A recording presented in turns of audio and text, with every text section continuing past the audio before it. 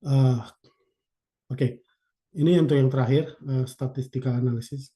Saya sisipkan apa namanya statistical analysis dari CDA. Kita pengen pengen membuat hypothesis testing. So nanti dicatat aja kalau teman-teman pengen tahu lebih detail hypothesis itu apa. Jadi kita pengen compare atau pengen tahu impact dari application type yang tadi itu ya, yang this application type itu video call, web browsing segala macam ini terhadap resources allocation. Ya. Kalau kalau orang Arab mungkin udah tahu ya, video call itu resources hungry gitu kan dibanding dengan voice call, dibanding atau mungkin streaming itu juga uh, resource-nya perlu banyak dan segala macam gitu kan.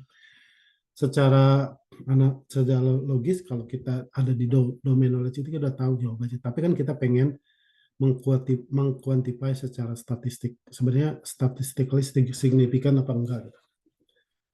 Itu yang kita pengen buktikan dengan analisa ini. Maka kita bikin hipotesis seperti ini.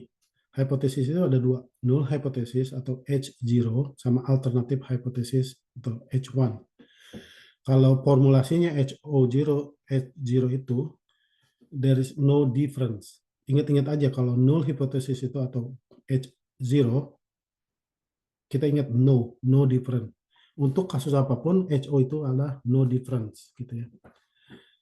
Uh, Jadi kita bisa formulasikan there is no difference in the resource allocation between application. Jadi nggak ada bedanya aplikasi apa aja resource-nya sama, katanya gitu. Hipotesis kita gitu, ya kan.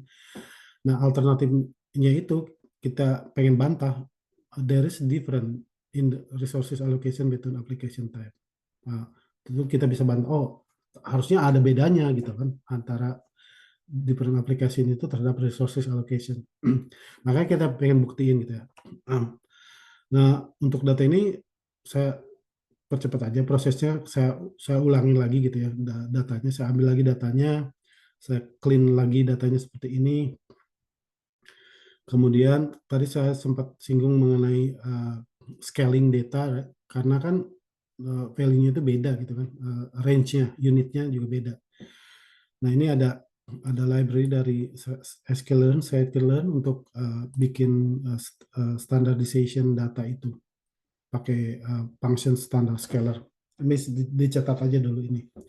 Ini caranya seperti ini, apa namanya sintaknya atau notationnya. Kemudian kita pengen untuk mengetahui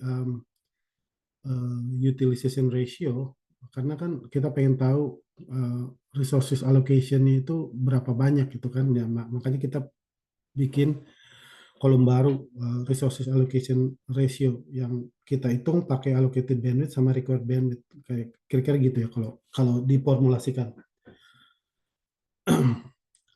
Nah ini nih bikin gini ini nih kalau kalau orang domainnya pas ini nggak akan kesulitan gitu ya. Kalau orang ekonomi bikin formulasi sendiri tentang uh, keuangan apa sih itu nggak masalah.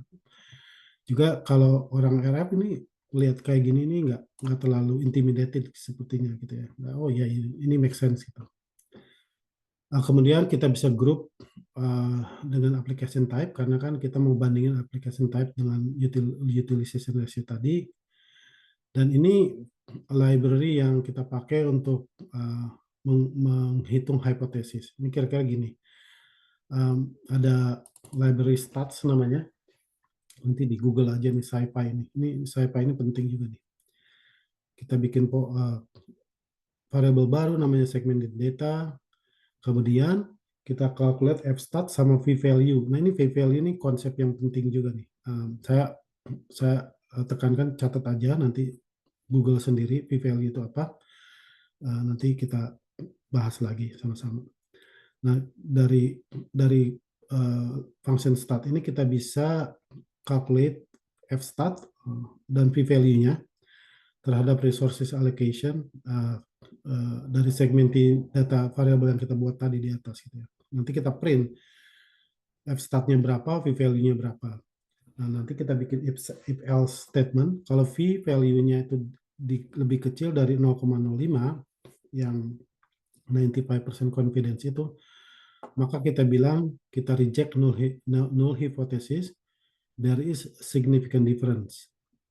Kalau misalnya V value-nya lebih gede dari 0,05, ini standar ya, default-nya V value itu 0,05.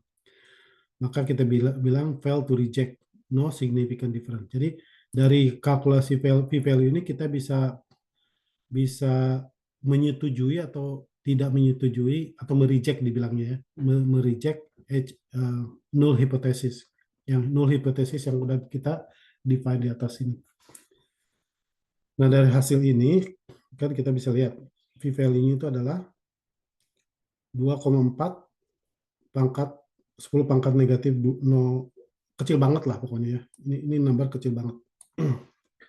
Makanya kecil banget, lebih kecil dari 0,05. Makanya statement ini jatuh ke print statement yang pertama kan. Kita bilang reject null hypothesis. There is a significant resources application among application type. Ya kan? Saya kira ini make sense ya. Kalau different application tentu apa namanya butuh resources yang berbeda gitu. Itu kita bisa buktikan dengan data yang kita punya ini. Gitu. Dari situ kita bisa tulis kesimpulannya lah kalau kita bisa mau presentasikan ke manajemen atau ke manajer kita. Itu kira-kira apa ya, contoh singkat lah dari proses EDA ini dan bagaimana kita melakukan EDA dengan Python pakai Jupyter Platform. Kira-kira gitu, teman-teman. Kalau misalnya ada pertanyaan, silakan dikumpulkan aja dulu gitu ya. Nanti di kemudian hari kita bisa diskusikan lagi. Gitu kira-kira teman-teman, Mas Yoyo.